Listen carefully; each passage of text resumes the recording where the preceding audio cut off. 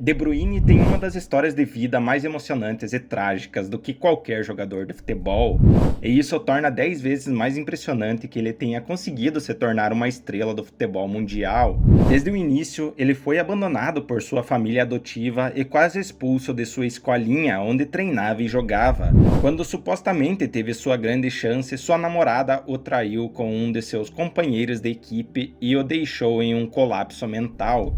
Ele acabou sendo considerado um fracasso pela mídia e ainda assim usou sua raiva como combustível para se tornar maior. E no final, ele alcançou o topo. E a vida ainda não parou de atingi-lo com tragédia atrás de tragédia. Essa é a incrível história de Kevin De Bruyne. Tudo começou no jardim de sua casa, onde ele jogava bola e por várias vezes quebrou os vasos de flores de seus pais, que como forma de castigo o obrigaram a jogar apenas com o seu pé mais fraco. Olhando para trás agora, foi uma boa decisão. Aos 8 anos de idade, ele já estava se metendo em encrencas. Já faziam 2 anos que ele havia se juntado ao clube local, o KVA Drogheda, e ele já estava tentando dar o próximo passo em sua carreira. Então, ele simplesmente disse ao seu treinador: os treinos são melhores no Genk, e mudou-se para seu novo clube. No entanto, as coisas no Genk não ficaram mais fáceis. Ele não era um encrenqueiro, mas embora fosse estranhamente quieto, tinha um caráter muito forte, era teimoso, mas muito ambicioso e excessivamente honesto. E parece que esse tipo de atitude afastava seus colegas de equipe e até seus treinadores, que faziam o possível para torná-lo uma pessoa normal. Seu treinador, certa vez, acabaria por se curvar e admitir: ele é teimoso como uma mula, mas agora vejo que foi isso que o tornou tão grande. Independentemente disso, com o tempo, a notícia de seu grande talento se espalhou por todo lado, e então o Genk, sabendo que o garoto estava infeliz, convenceu-o a se mudar para o outro lado do país, sozinho, para jogar por eles. Mas foi nesse momento que De Bruyne experimentou sua primeira grande desilusão amorosa. Após um ano vivendo em uma casa de internato, o Genk fez um arranjo especial, onde jovens jogadores, em vez de serem alojados em suas instalações, seriam acolhidos por uma família adotiva. E assim, Kevin De Bruyne, junto com 2 de seus colegas de equipe, mudou-se para esta nova família. Mas o ano anterior havia sido difícil para De Bruyne. Ele já era socialmente desajeitado e recluso, então ele voltou à sua cidade natal, mas agora do outro lado do país e falando com um sotaque estranho.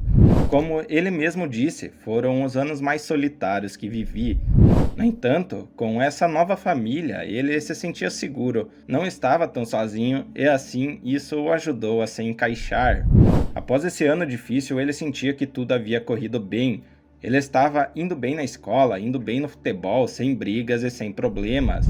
Ao se despedir de sua família adotiva antes das férias de verão, a família acenou de volta e disse que o veriam no próximo ano.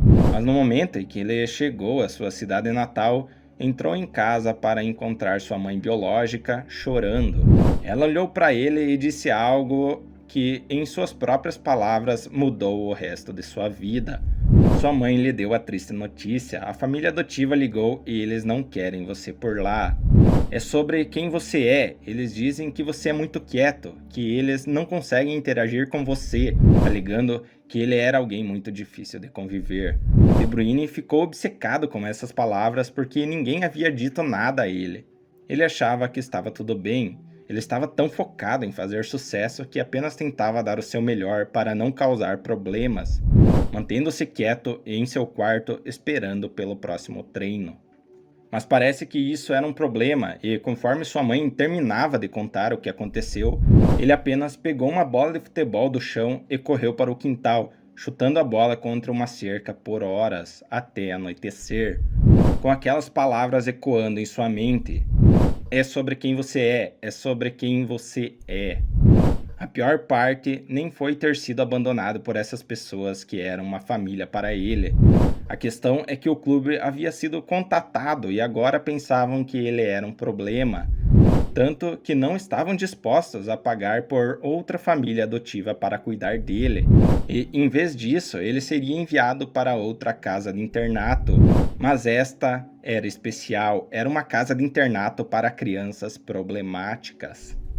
Quando a dor finalmente acalmou, ele relaxou e disse em voz alta para si mesmo: tudo vai ficar bem, em 2 meses estarei na equipe principal. De jeito nenhum, eu não voltarei para casa como um fracassado. De jeito nenhum. Nesse ponto, ele já tinha 16 anos e, embora já tivesse jogado algumas partidas pela equipe B, ele era, em suas próprias palavras, um Zé Ninguém. Mas naquele ano, uma vez que o verão terminou, ele chegou a alguém que, com uma sede de vingança, e disse: eu tinha tanto fogo dentro de mim, foi uma loucura. Eu lembro do exato momento em que tudo mudou. Jogamos em uma sexta-feira à noite, comecei no banco. Quando entrei no segundo tempo, eu simplesmente enlouqueci. 1 gol, eles não te querem mais. 2 gols, muito quieto. 3 gols, muito difícil. 4 gols, eles não te querem mais. 5 gols, por causa de quem você é. Eu tinha marcado 5 gols em um único tempo de futebol. Foi uma performance tão inegável que De Bruyne foi promovido para a equipe principal imediatamente. Tinha sido 1 mês e algo como 20 dias. Ele tinha realmente chegado à primeira equipe mais rápido do que havia prometido. Uma vez lá, o clube começou a agir um pouco estranho, dizendo que queriam pagar a família adotiva para que ele voltasse a morar com eles. Eles até apareceram lá e os pais adotivos lhe disseram que tudo tinha sido um mal-entendido, que obviamente eles gostariam que ele ficasse. O que eles queriam dizer antes era que só queriam que ele viesse nos fins de semana, mas antes que terminassem de tentar sair do buraco em que tinham se metido, De Bruyne apenas disse: vocês me jogaram no lixo e agora que estou indo bem, vocês me querem de volta? E antes que pudessem dizer algo, ele virou as costas para eles. Eventualmente, quando ele finalmente falou sobre isso em uma entrevista, disse que provavelmente deveria ter agradecido a eles, porque foram suas ações que o impulsionaram a se tornar grande. E de fato, os anos seguintes foram algo especial.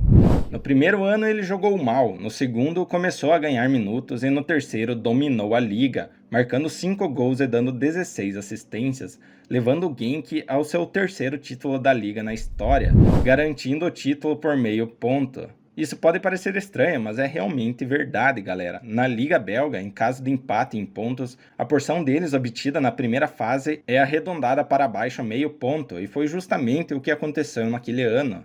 Se essa for a disputa de título mais apertada que você já ouviu falar, deixa aqui um like no vídeo. No mesmo ano, ele ainda conseguiu dar outro passo adiante, fazendo sua estreia pela seleção belga e impressionando a todos ali, com Vincent Kompany até dizendo que ao final de sua primeira sessão de treinamento juntos, todos os jogadores estavam conversando entre si, dizendo: você viu isso? Ele tem 19 anos e já é o melhor jogador da equipe. Além disso, só por curiosidade, sua mãe biológica na verdade nasceu em Burundi, na África, então tecnicamente ele poderia ter jogado pela seleção africana. Mas apesar deste sucesso, não pense por um segundo que De Bruyne tenha mudado. Sua carreira no Genk foi cheia de momentos estranhos. Primeiro, aos 19 anos, ele achou adequado confrontar o jogador estrela da equipe, Elianiv Barda, para reclamar que ele não trabalhava duro o suficiente nos treinos, e depois, em 2012, ficou tão irritado com as más performances de sua equipe que usou a coletiva de imprensa pós-jogo para dizer: eu estou envergonhado de meus colegas de equipe e sugiro àqueles que não têm desejo de jogar que apenas saiam. Mas no final seria De Bruyne quem sairia, assinando pelo Chelsea, que estava tão impressionado com suas performances que pretendiam torná-lo o substituto de Frank Lampard. Mas antes disso, ele iria por empréstimo para o Werder Bremen, na Bundesliga. Rapidamente consolidou seu status como um dos maiores talentos emergentes do mundo. Se outros faziam ondas com habilidades vistosas, De Bruyne era simples, e de alguma forma isso era ainda mais impressionante, porque, como Cruyff uma vez disse, Futebol é simples, mas jogar futebol simples é a coisa mais difícil que há. Mesmo com o Bremen flertando com o rebaixamento, De Bruyne conseguiu 10 gols e 9 assistências. Casualmente levou o prêmio de jogador revelação do ano. Era hora de focar e dominar a Premier League. Mas o foco era algo com o qual o De Bruyne lutava naquela temporada, porque aconteceu justamente naquele ano que sua namorada o traiu com um amigo de infância, ex-companheiro de escolinha e de seleção, Thibaut Courtois, o goleiro mundialmente famoso. E ela nem foi tão gentil sobre isso, confirmando todo o escândalo para a imprensa e fazendo questão de dizer que Courtois lhe deu em uma noite mais do que De Bruyne havia dado a ela em 3 anos. Embora, para ser justo, ela faria questão de dizer que fez isso como forma de vingança, pois supostamente De Bruyne havia traído ela antes. Ainda assim, com sua forma física abaixo do esperado, justamente quando ele mais precisava estar atuando bem, e Mourinho lhe dando poucos minutos de atuação, De Bruyne para ajudar ainda se lesionou. Ele então seria vendido após apenas meia temporada jogando no Chelsea. Ele tinha conseguido apenas uma assistência e nenhum único gol. Seu próximo destino foi o Wolfsburg, de volta à Bundesliga.